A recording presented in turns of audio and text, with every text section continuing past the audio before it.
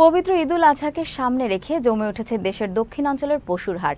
স্থানীয় ও দেশের বিভিন্ন স্থানের ব্যবসায়ীরা এসেছেন গরু ছাগল নিয়ে, আবার কেউ কেউ এসেছেন এখানকার পশু কিনে দেশের বিভিন্ন হাটে সরবরাহের উদ্দেশ্যে। ক্রেতা ও বিক্রেতাদের সমাগমে সরগরম পটুয়াখালীর কালাইয়া বন্দর হাটটি। পটুয়াখালীর 10 মিনা প্রতিনিধি সঞ্জয় ব্যানার্জির তথ্য ও ভিডিও চিত্রে বিস্তারিত প্রতিবেদনে।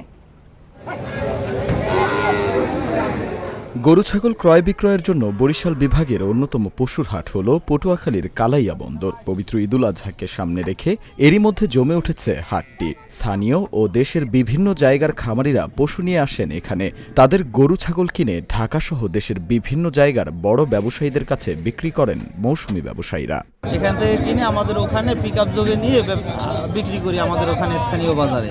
এটাই আমাদের ব্যবসা, যা লাভ হয় আলহামদুলিল্লাহ মোটামুটি চলে। আজকে বাজারে আসছি গরু নিয়ে, বেচা কেনা শুরু হয়নি, শুরু হইবে কিছু করে। যশোর থেকে মাল আনে, মালের দাম বর্তমানে হওয়া শুরু হয়েছে বাজার। বাজার একটু বর্তমান কম। সপ্তাহে 10টা 15 20 25টা গরু কিনি, হাটে বিক্রি করি।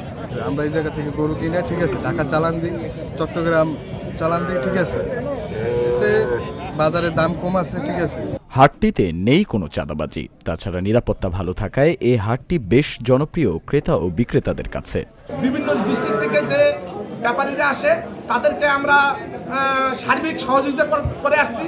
কোনো চাঁদাবাজি, আগে যে চাঁদাবাজি ছিল এবং বিভিন্ন ধরনের অনিয়ম ছিল, তা আমরা দূরে রেখে আমরা কীভাবে ভালোভাবে হাটটা চালাইতে পারি সেজন্য আমরা আপ্রাণ চেষ্টা চালাই যাচ্ছি।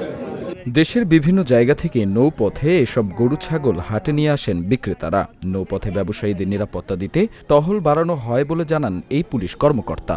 এখানে বাংলাদেশের বিভিন্ন প্রান্ত থেকে, বিশেষ করে চট্টগ্রাম, নোয়াখালী, লক্ষ্মীপুর, ঢাকায় বিভিন্ন এলাকা থেকে মহিষ গরু কিনে ক্রয় বিক্রয়ের যারা ব্যবসায়ী আছে তারা নিয়মিত আসা যাওয়া করে।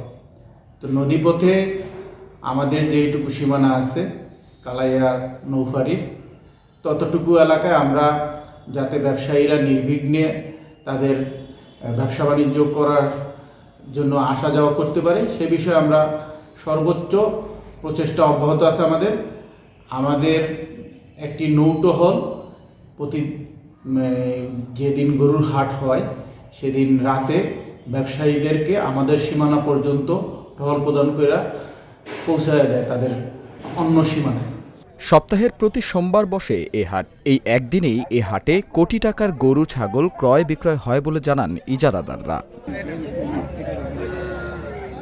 দীপু নূর, চ্যানেল এস নিউজ ডেস্ক।